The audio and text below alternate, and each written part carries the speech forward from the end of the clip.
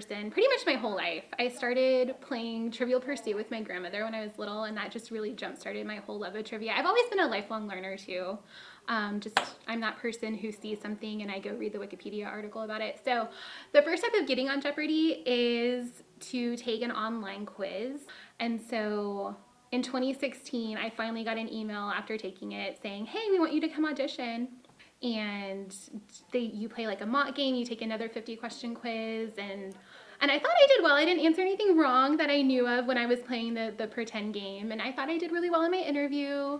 And they tell you, hey, we may or may not call you in the next 18 months. So luckily that December, it was December 2016, I got the call saying, we want you to come be in the teacher tournament. So the only time we see Alex is when we're actually playing the game.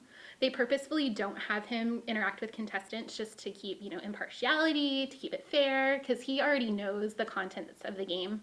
When he walked out, it was like, oh my gosh, there's Alex Trebek, and then we immediately have to start playing. So it was a whole whirlwind, but it was an amazing experience, and I ended up not winning, unfortunately, but I had a really good time. I played well. So I was playing against Michael and Nan, who were amazing, and they were both a little bit ahead of me. It was a pretty even game. None of the games in this whole tournament were runaways, and so everything was pretty close, and a lot of it came down to the final question, which unfortunately was one of those art questions that was not in my wheelhouse. So I ended up with $1 at the very end of my game. There was a guaranteed minimum. I actually won $5,000 cash, which was amazing. And then I got a $2,500 grant as well from Farmers Insurance, their Think America's Teachers program, all 16 of us that participated. So what brought me here to Dripping Springs is my husband. He is a professor at UT. And I've always taught kindergarten, first grade. I've taught third grade a little bit, taught a little bit of pre-K as well. I'm definitely a kindergarten person at heart. It's what I have my most years of experience in. I love this age group. They're some of my favorite people in the whole world, 5 and 6-year-olds. I adore them.